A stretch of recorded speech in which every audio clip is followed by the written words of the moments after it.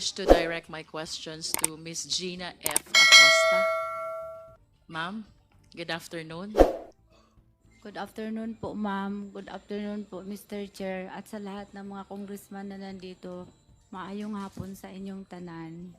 Thank you po, Ma'am Gina Acosta. With the permission of the chair, Ms. Acosta, taga saan po kayo? You're recognized, Ma'am Gina Acosta. Taga Davao po ako, ma'am. And would you confirm that you were born and raised also in Davao? I was born in Compostela, Davao del Norte po. Yes, and prior, of course, you confirmed that you are the Special Disbursing Officer of the Office of the Vice President. You confirmed that? Yes po, ma'am. I confirm.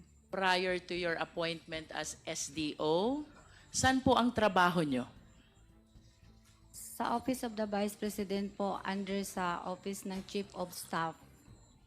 Prior to your appointment in the Office of the Vice President, where were you appointed or where did you work? Sa City Government of Davao po. And can we be enlightened, Ms. Acosta? Ano pong naging trabaho natin sa LGU of Davao? Ang trabaho ko po ay, ang aking position ay Supervising Administrative Staff doon sa City Budget Office. And then, anong tawag nun? You said supervising administrative staff in the budget office. Tama po ba? Opo, ma'am. May we know what salary grade is that? Salary grade 22. Salary grade 22. Ito po ba ay department head position na? Ay, sorry ma'am. Assistant po. Assistant department head. And how long did you work in the Davao City LGU? Nag-start po ako 1996 sa Sangguniang Panglungsod po. Then after 3 years, nalipat po ako sa City Hall of Davao. 1996, you were working at the Sangguniang Panglungsod. Opo, ma'am. Who was your vice mayor during that time? Si Vice Mayor Lois Bonggoyan po. So that was 1996. After this, what was next? Nandoon pa ako sa Sangguniang Panglungsod. And then, nag-apply ako ng promotion na ilipat pa ako sa City Hall of Davao. Yun sa City Budget Office. And then, after City Budget Office po, anong tawag? If I may interrupt, ma'am, while you were at the City Budget Office, sino po ang ating local chief executive or mayor? Si Ma'am Inday Sara Duterte po. And after the City Budget Office, you were saying you were transferred? Naano lang ako, ma'am, ano yung tawag nun?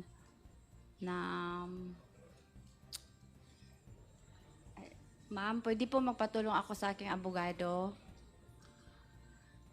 Mr. Chair, can we please inform our resource person that the participation of the lawyers is limited only to assisting? Legal advice. Opo. Tawag nun, hindi na transfer na details po ako sa City Administrator's Office. Details po, ma'am. From City Budget Office to City Administrator's Office, were there other positions in the LGU Davao that you assumed? May iba pa po ba kayong naging trabaho after the City Budget Office and the City Administrator's Office? Ako po ang SDO po.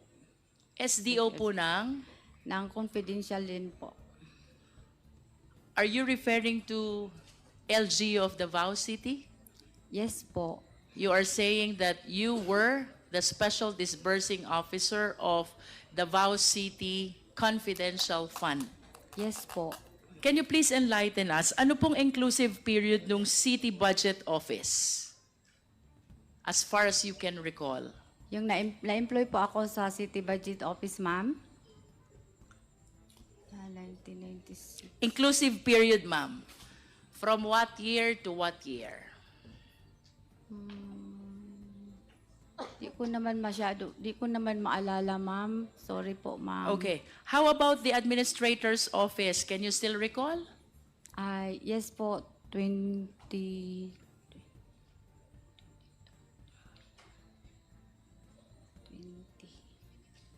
20, 20, 20, 20,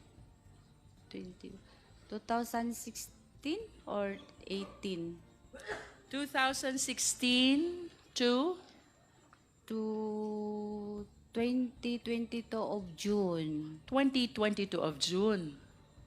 Tama pa.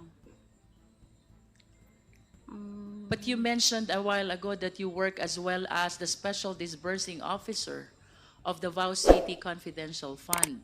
So if you are saying that from 2016 to 2022, you are at the City Administrator's Office, ano po yung inclusive date na SDO naman kayo ng Davao City Confidential Fund? Ang maalala ko, ma'am, the last 3 years po, bago po ako nagpunta sa Office of the Vice President po. So is it safe to say that from 2019 to 2022, kayo po ang Special Disbursing Officer ng Davao City Confidential Fund? Would you confirm that? Yes, ma'am. 2019 to 2022. Nonetheless, yun pong pagiging officer nyo sa City Budget Office, kailan po ito nag-umpisa?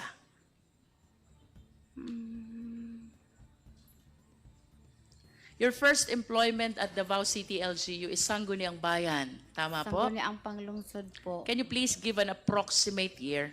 Kailan po ba itong City Budget Office? 1996, 97,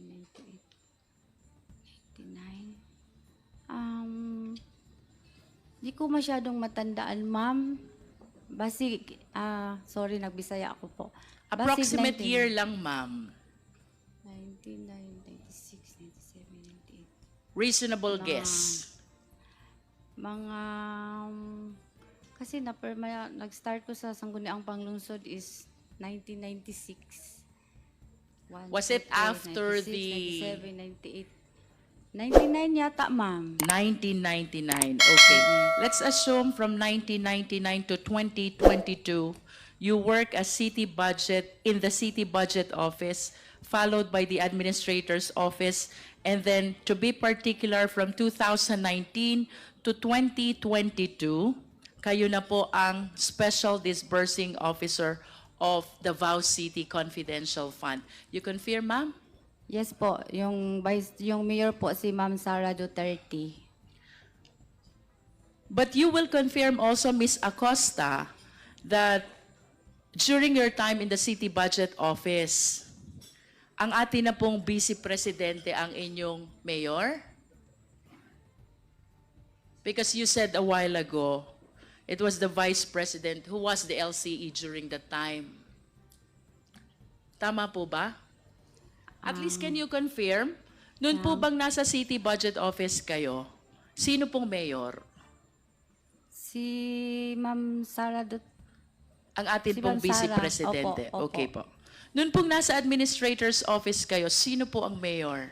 Si Ma'am Sara Duterte po. Si Vice President din po. How about when you work as SDO of the Confidential Fund of Davao City? Sino po ang mayor? Si Ma'am Sara Duterte po. And of course, you understand that SDO or the position of SDO is a very significant confidential position that requires utmost trust and confidence from the LCE. Tama po ba? Tama po, ma'am. And is it correct to say also na satisfy po ninyo yung standard na required ng ating Vice Presidente during the time that you were in the City Budget Office, during the time that you were at the Administrator's Office, reason why you were entrusted this position of becoming the Special Disbursing Officer of the Davao City Confidential Fund. Tama po ba? Yes po.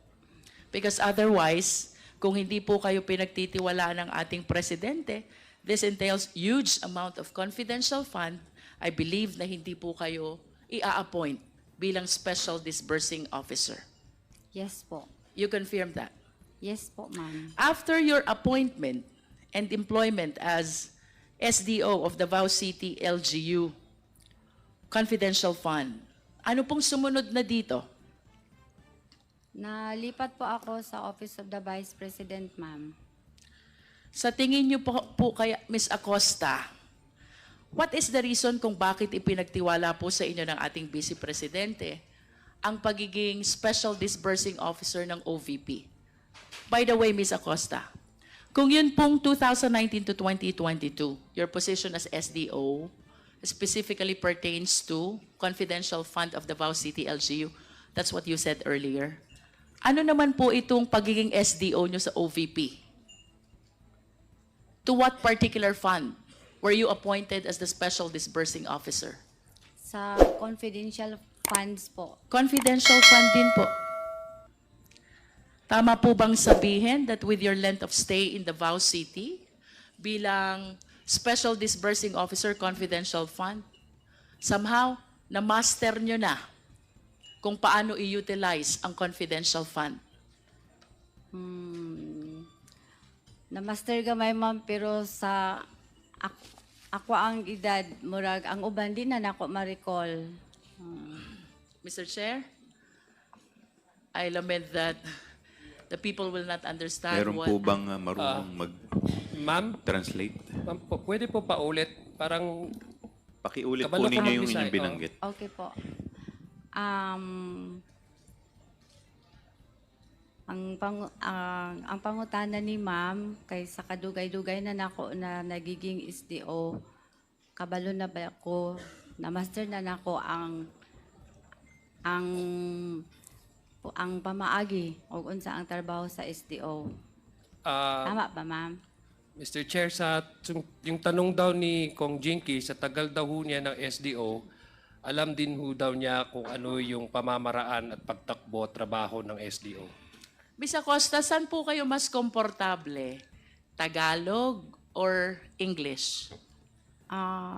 Mas Tagalog, ma'am. Usay ma-mix po ng Bisaya po, ma'am. Yeah. But I hope you will try your best to speak in Filipino, Yes. in Tagalog, so the people will understand us. Pwede po ba? I try my best, ma'am. Pagsikapan po natin. At dahil na-master nyo na po kung ano dapat gawin bilang SDO ng Confidential Fund ng Davao City, kayo po ba'y naniniwala na yung inyong karanasan at tiwalang ipinagkaloob sa inyo ng ating Vice Presidente nung kay SDO ng Davao, ito din po ang dahilan kung bakit kayo inappoint bilang SDO ng Confidential Fund ng Office of the Vice President? Sa tingin ko po, dahil po sa trust and confidence ni Ma'am BP, ma'am. Yes. Ma'am, ano po sa pagkakaalam nyo ang trabaho ng isang Special Disbursing Officer?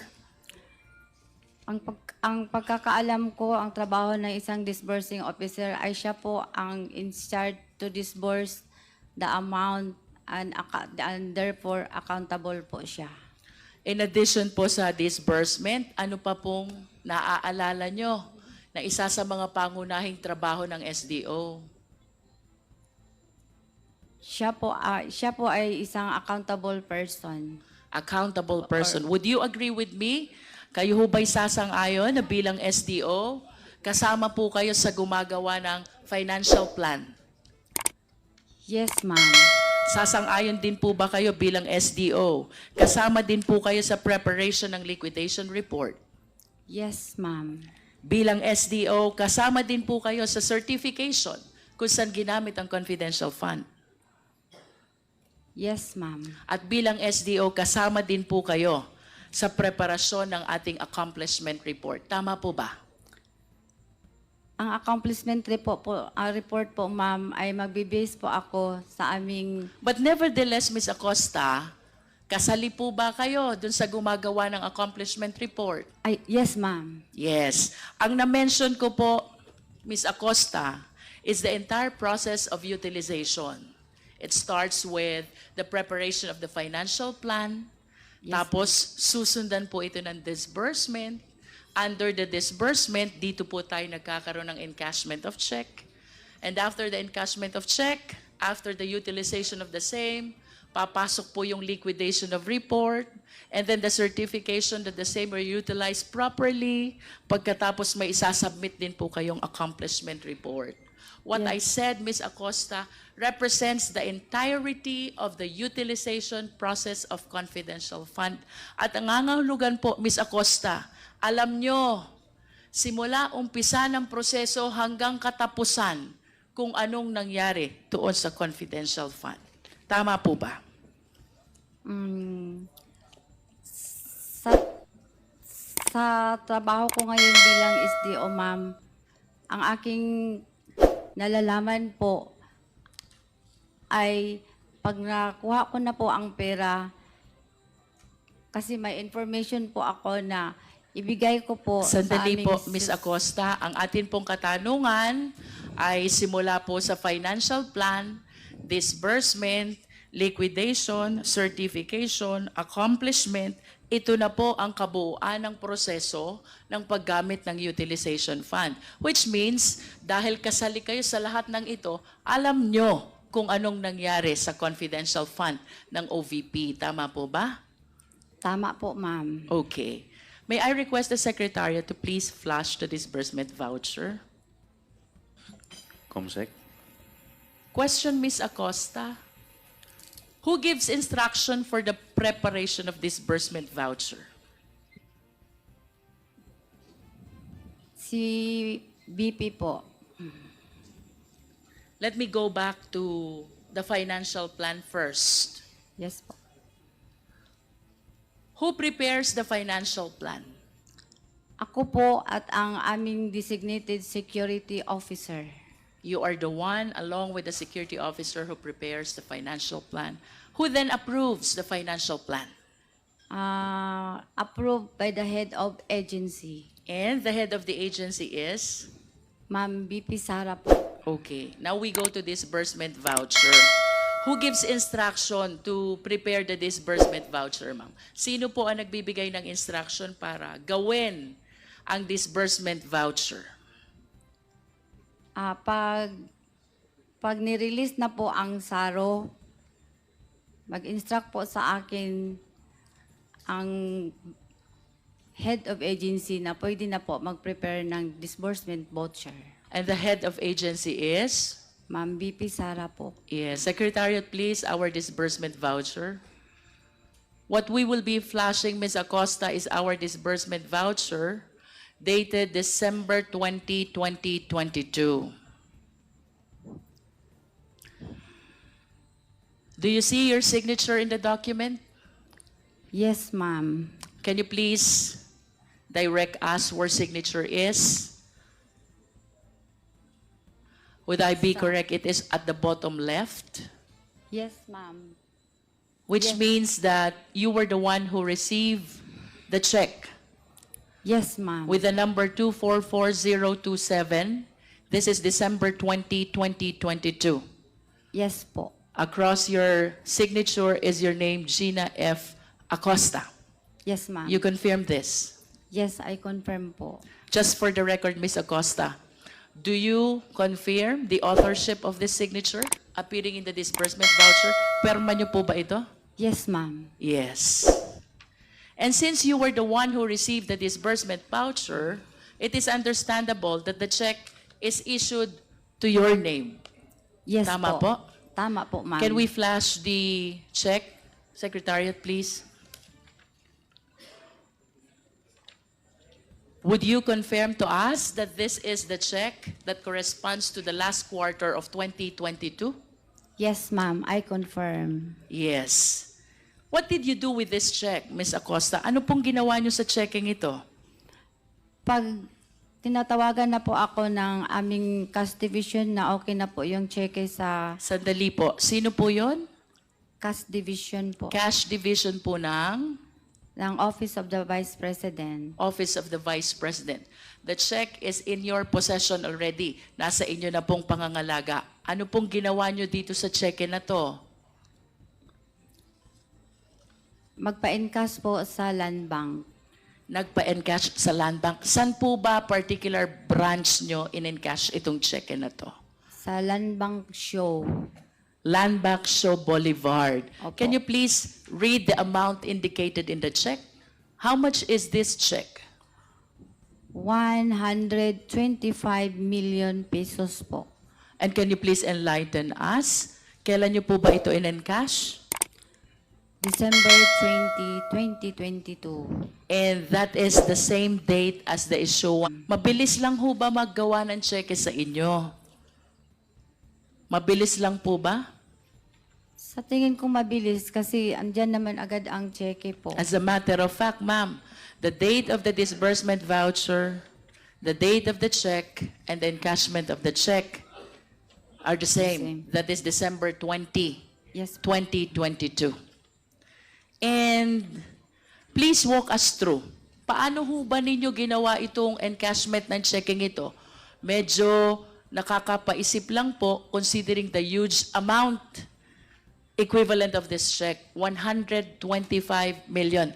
Physically, napakahirap po nitong bit-bitin. Tama po ba, Miss Acosta? Tama po, ma'am. Kayo po ba'y may kasama when you did the encashment of this check? Meron pa akong kasama, ma'am. Sino pong kasama nyo? Si Asik Limuel Ortonio po. Asek Limuel Ortonio. Do you confirm that he is the same Assistant Chief of Staff? Yes, ma'am. Aside from Asek Ortonio, may kasama pa po ba kayong iba? Wala na po. Kayong dalawa lang po. Yes po. At saan nyo po nilagay itong perang ito after the check was encashed? Nilagay po sa 4 na traveling bag. Paano nyo po ito nabitbit? Pagkatapos po, kung ang pera po ay nasa 4 na bag, tinutulungan po kami ng security guard ng Land Bank na isakay po sa sasakyan. Okay, from Shaw Boulevard, saan nyo po dinala itong perang ito? Sa office namin po, sa OVP office. Sa OVP, was it your office or was it the office of the Vice President? Meron po akong isang office doon na nakalagay po ang aming vault. Gaano po ba kalaki yung inyong vault? Mga 4 feet, tapos 3 po. 3 Opo. na 4 feet na Opo. vault. Yes Balikan po. ko po yung bag na na-mention nyo kanina. Can you please describe to us? Gaano po kalaki? Anong itsura ng bag? You said there were 4 bags where you placed the entire amount of 125 million. Yes po. Color black. We are showing this Jim duffel bag. Is it similar to that, ma'am? Dako pa anak, ma'am. Mas malaki pa nito, ma'am. Mas malaki pa po dyan. Yung bawat bag ho na mas malaki pa dyan, gaano po ang laman?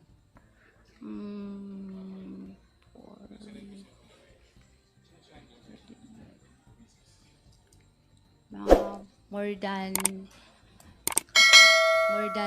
30. 30 So and the 125 million was divided into 4 bags. One bag is 30. How about the second bag?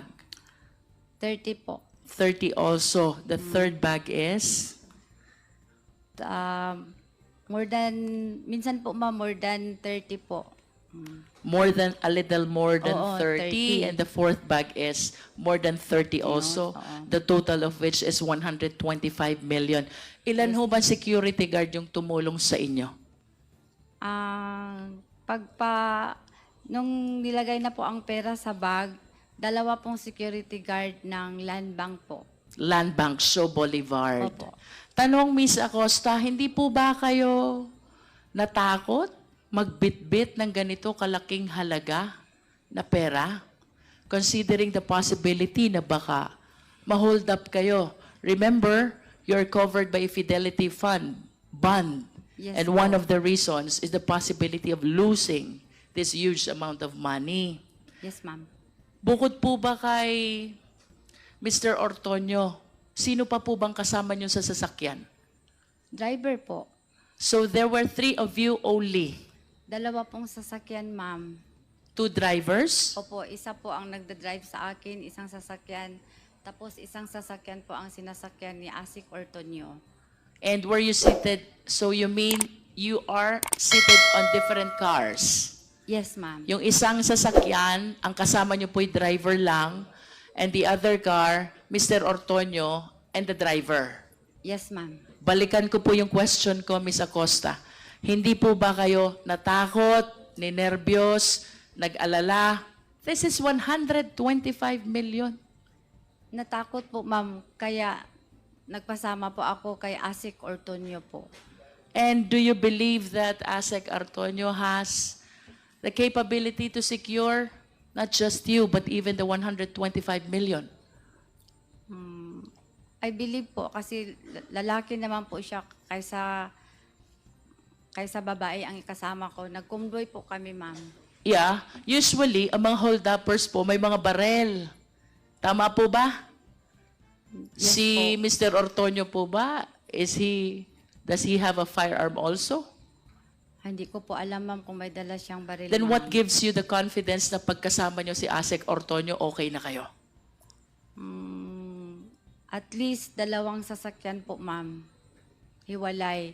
At least kung maano man, ma-hold up man, meron pang isa. Yan po ang nailagay sa isip ko, ma'am. Kaya takot. So, ibig sabihin, ma'am, during the time that you were encashing the check, you are entertaining the possibility na baka kayo ma-hold up. That's why you said, kung ma-hold up man yung isa, may tirang isa. Do you confirm that? Yes, ma'am. Yan po ang nasa isip Miss ko. Acosta, kung ganun naman pala, na iniisip nyo na yung possibility of hold up, bakit hindi po kayo nagsama ng mga taong makakatulong nyo to secure the huge amount of money? Kayo po ba'y ilan doon sa OVP?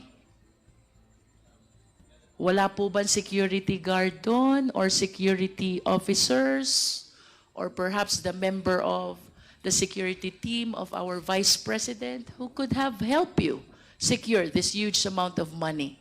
Meron naman po kaming security, ma'am. Pag dating namin sa office, nakaabang na po ang kung sino po yung in charge o sino po yung naka-duty na BPSPG po, ma'am. But of course, you will agree with me that the danger lies not only at the entrance, not only at the bank, but in the entire thoroughfare leading to your office of the OVP. Tama po ba?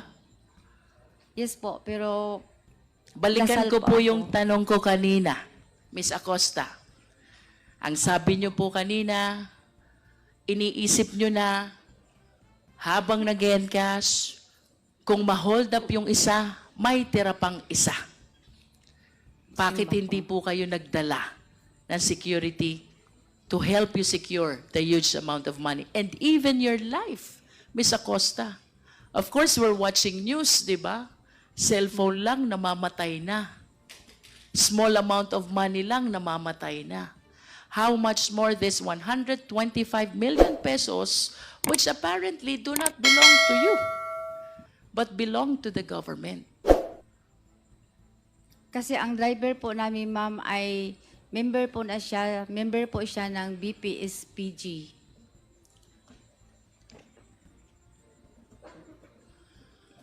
The Isa driver is a member of the VP, SPG. SPG, and you believe that being accompanied by that driver is enough for you to secure that money. At that time, yan po ang Yun po nasa iniisip isip nyo? mo. Opo, ma'am. Okay. Kanina po nabanggit nyo, tinutulungan kayo ng mga security guard. Opo, ma'am. In what sense? Ano pong tulong ang ibinibigay sa inyo ng mga security guard ng Land Bank? Pag ang pera nasa land bank na, pag karga po from land bank to sasakyan, sila po ang Ang Buhat. tulong po nila sa inyo ay para lang sa pagkakarga ng pera Yes, ma'am. from the teller's counter papunta sa Sasakyan. sasakyan. Opo, ma'am. Naalala niyo po ba kung sino itong mga security guard na ito? Hindi ko maalala, ma'am. Pero Do we have representative from Land Bank here? Yes, they're present. May we invite the representative of Land Bank to please take a seat in front.